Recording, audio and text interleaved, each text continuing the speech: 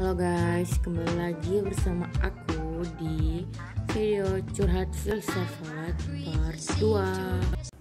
Assalamualaikum warahmatullahi wabarakatuh. Perkenalkan, nama saya Irena Beatrix. Saya dari kelas Hubungan Internasional A dengan NIM 2102046012, Fakultas Ilmu Sosial Ilmu Politik Angkatan 2021. Jadi ini merupakan video curhat filsafat saya yang part kedua. Nah, jadi di sini saya akan mengevaluasi dan mengupdate pengetahuan saya dari video saya yang sebelumnya. Karena video sebelumnya yang part 1 itu masih banyak kekurangannya dan saya belum mempunyai ciri berpikir kritis dalam filsafat seperti yang telah diajarkan oleh Bu Unis. Oke, sebelumnya tadi saya adakan membahas tentang berpikir kritis dalam filsafat. Nah, jadi di dalam berpikiran dalam filsafat ini mempunyai beberapa tingkatan berpikir. Oke, jadi saya akan menjelaskan tentang beberapa pemikiran dalam filsafat. Nah, yang pertama nih ada yang paling bawah, yaitu me-thinking atau mythological thinking. Jadi pemikirannya berdasarkan mitologi atau berdasarkan mitos. Pemikiran itu masih sangat sederhana karena pemikiran dari zaman dahulu. Nah, jadi tuh contoh-contohnya. Nah, jadi contohnya itu seperti misalnya nih, kalau ada hujan turun, banyak orang zaman dulu tuh bilangnya kayak, dewa tuh sedang nangis atau Tuhan yang sedang nangis. Terus tuh kalau misalnya ada pelangi, nah itu tuh dibilang kayak, naga lagi minum air. Nah, kayak pemikiran-pemikiran masih zaman dahulu gitu. Nah, terus tuh ada ciri tingkatan yang kedua. Nah, yang tingkat kedua ini adalah common thinking. Nah, common thinking ini maksudnya secara umum.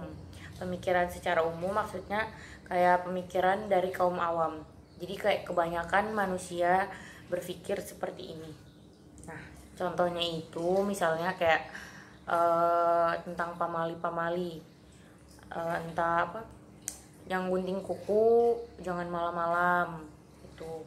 Nah, itu kenapa nggak dibolehin? Karena kayak kalau dari zaman dulu tuh kan karena gak ada lampu ya, jadi gelap. Terus tuh kalau mau potong kan pakai benda tajam, takutnya kena melukai gitu contohnya. Nah, terus tuh ada ciri tingkatannya yang ketiga, ciri berpikir ketiga, yaitu logical thinking. Nah, logic thinking ini berpikir menggunakan dengan logika. Jadi semua pemikirannya tuh berdasarkan dengan logika. Misalnya nih, lagi ngamatin langit, kok gelap ya, terus tuh kok ada banyak angin gitu, terus tuh kok jadi mendung-mendung awannya. Nah, dari situ kita kayak bisa melihat ya, kayak tanda-tanda nih kayaknya mau hujan gitu.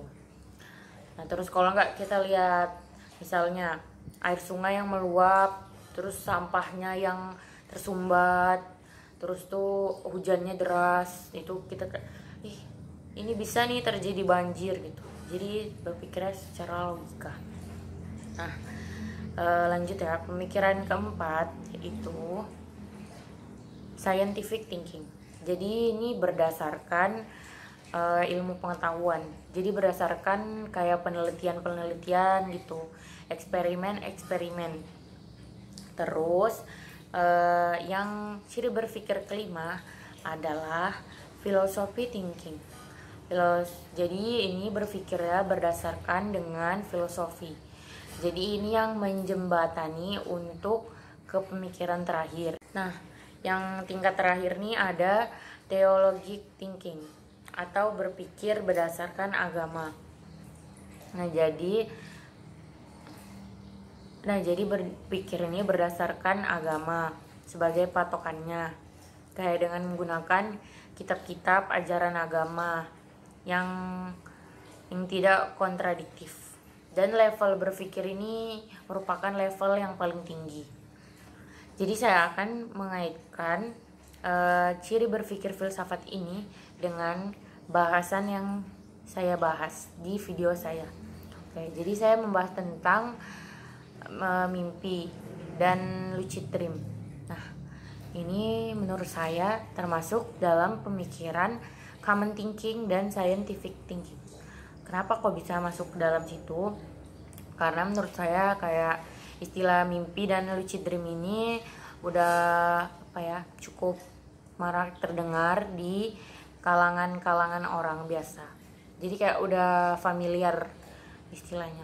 Nah, terus kok bisa masuk dalam scientific thinking?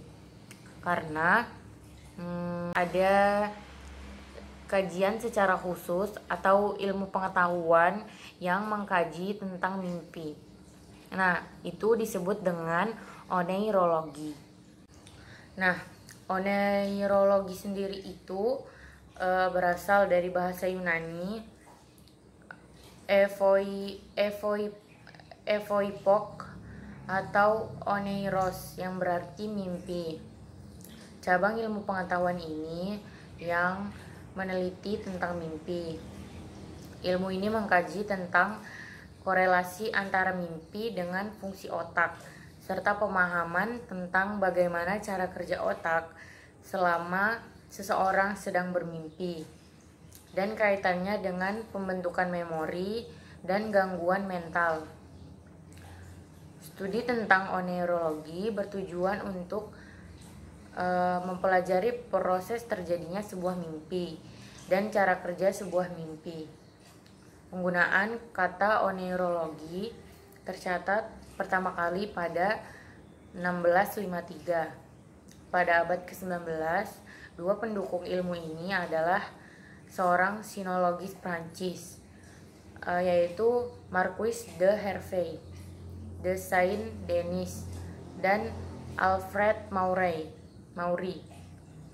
Ilmu ini semakin terkenal pada tahun 1952 oleh Nathaniel Kleitman dan muridnya Eugen Aserinsky. Dan lucid dream atau mimpi sadar ini bisa disebut juga dengan mengendalikan mimpi, yang telah dilakukan bertahun-tahun oleh biksu Tibet, tetapi tidak dinamai dengan lucid dream, tapi dinamai dengan dream yoga. Konsep lucid dream pertama kali dipopulerkan oleh Celia Green tahun 1960. Mungkin segitu saja materi yang bisa saya paparkan. Nah, jadi kurang lebihnya mohon dimaafkan, dan jangan lupa nonton video saya yang sebelumnya Curhat Part 1 dan video saya part selanjutnya. Saya pamit undur diri. Wassalamualaikum warahmatullahi wabarakatuh. Makasih udah nonton video aku yang ini, dan jangan lupa nonton yang selanjutnya. Bye bye.